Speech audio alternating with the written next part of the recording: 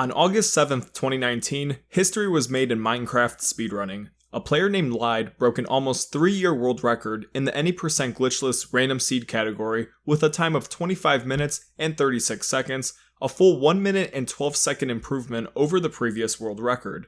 This category involves starting a new world with a blank seed and progressing through the game to beat the Ender Dragon as fast as possible without using any glitches. When viewing the leaderboards, you can see that the category has been dominated by the Japanese community. Japanese runners on Nico Live showed interest in speedrunning the game when Minecraft was first released and when the Ender Dragon was put into the game. They love how the random seed category is nothing but an RNG fest. Japanese runner Taro Kitchen has held the world record in this category for over 5 years, dating back to 2014, but his world record reign dates as far back as 2012. So the question is, how did Lide beat his time by over 1 minute? Well, I reached out to him through Discord, and I'll be talking about his run, as well as how insane his luck was. So sit back and relax, this is the luckiest Minecraft speedrun ever. Let's start off with the beginning of the run. Lide shared with me that on average, it takes about 30 random seeds of worlds until he finds one that's worth speedrunning. The first thing that he looks for is a desert biome and desert temple. The desert biome is necessary because Endermen spawn best there. Endermen drop ender pearls, and they are crafted with blaze powder to create eyes of ender, which are used to locate the stronghold and activate the end portal. The desert temples that speedrunners look for must include at least 6 iron ingots. They are used to craft shears, a bucket, and flint. The shears are used to break the wool from the temple, which are used to craft beds. I'll get to the purpose of beds later. The chests from the temple can also include gold ingots and diamonds, which can be used to craft armor and weapons, and are super beneficial in the early game of the speedrun. After navigating out of the temple, he uses the shears to break leaf blocks from trees. Shears can break these blocks at an extremely fast rate, and they're mostly used for building, as you will see throughout the run. Now in speedrunning this category, you can't just survive on rotten flesh the entire time. A pro tip is to use the combination of flint and steel and your weapon to slay cows, pigs, and chickens. When you light them on fire and they die, their meat will drop as cooked instead of raw, saving the time of having to cook it yourself. After 6 minutes into the run, the next step is to find lava because it's needed to create obsidian, which is needed to access the nether. Lide digs out the ground a specific way, places a few leaf blocks, uses his bucket of water, and can now fill his lava bucket to create the nether portal. Doing it this way saves so much time compared to creating obsidian and then having to mine it out to create the portal. Also, obsidian can only be successfully mined with the diamond pickaxe, which is never really obtained in this category of speedrunning. Once in the nether, the goal is to find blazes. As mentioned earlier, blaze powder is used with ender pearls to create eyes of ender. In this run, Lide has a near perfect nether fortress location. He does arrive a bit late, however he manages to get there in just 20 seconds.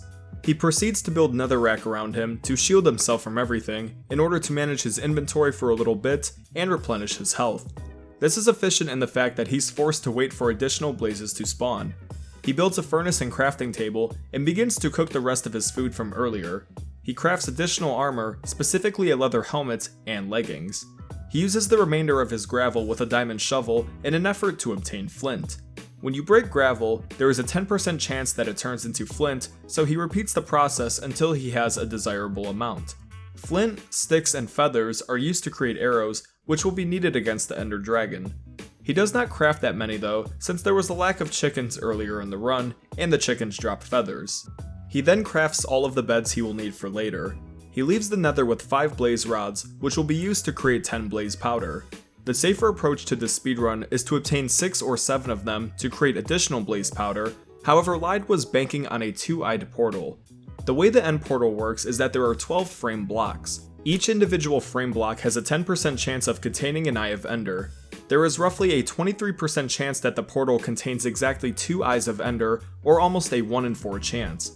There is a 28.2% chance that the portal contains no Eyes of Ender, and given that 1 Eye of Ender requires 1 blaze powder and 1 ender pearl, that would mean Lide can only craft up to 10 Eyes of Ender.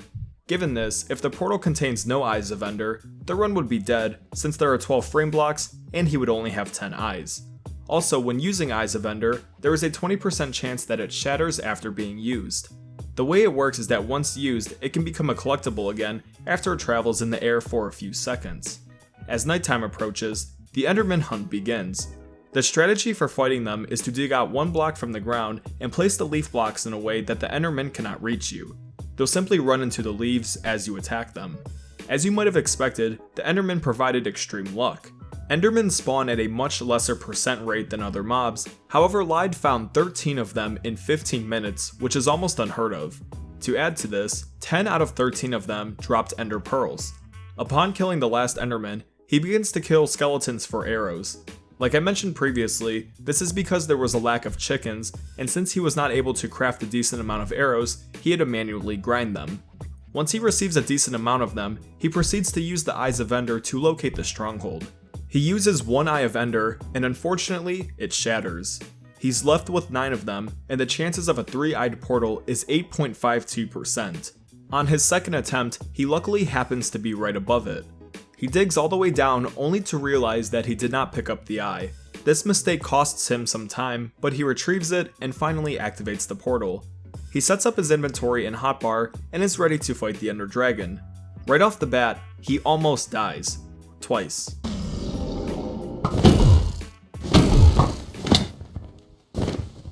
When the Ender Dragon first attacked, he used water on the obsidian in a way to catch himself. When building towards the main platform, he places a leaf block on top of one instead of in a path. His quick reflexes prevent him from falling into the void.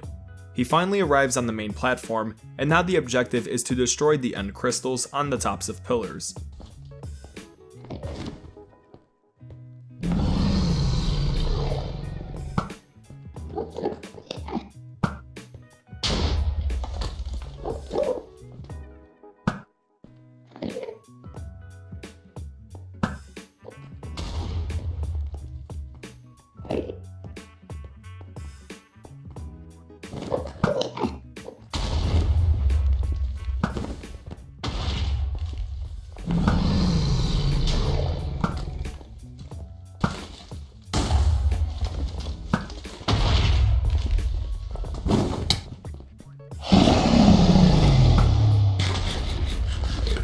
Once they are destroyed, you can finally kill the Ender Dragon. The speedrun strategy is to wait for the dragon to charge at you, and then to place down a bed alongside a block in front of you. This will damage the dragon and prevents you from dying from explosive damage. On the first charge, Lide almost dies again. He's lit on fire, but quickly uses the bucket of water to remove fire damage. After a few more charges, he defeats the Ender Dragon, and the run is over.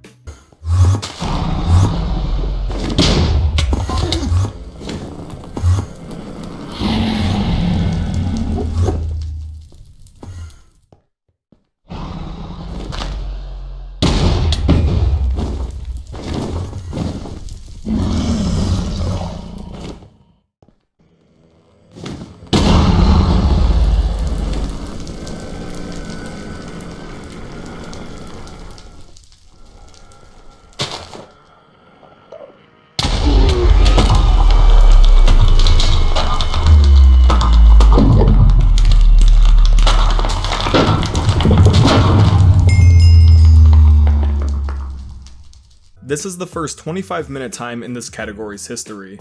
Although some big mistakes were made in the run, Lide's time is insanely impressive. Decisions like going for 5 blaze rods and hoping the stronghold would have enough pre-filled eyes is crazy.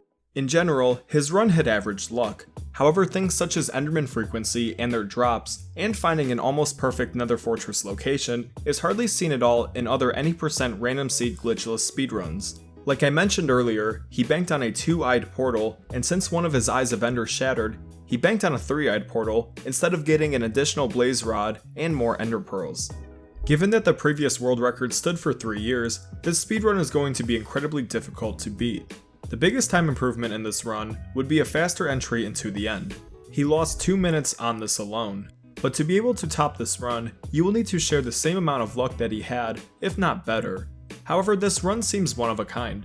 This category has seen thousands of attempts, and Lide just so happened to find the craziest random seed. This record will most likely stay at the top for quite some time. This marks the end of the video, and I hope you all enjoyed. I want to give a big thank you to Lide and Illumina for helping me with this video. This is the first piece of speedrunning content on my channel, so let me know how I did in the comment section below. Be sure to leave a like on this video, as it's the best way to support the channel. If you are interested in more speedrunning content, feel free to click the subscribe button and turn on the bell for notifications for when I upload new videos. Anyways, that's all I have to say. Thank you for watching, and I hope you all have a wonderful day.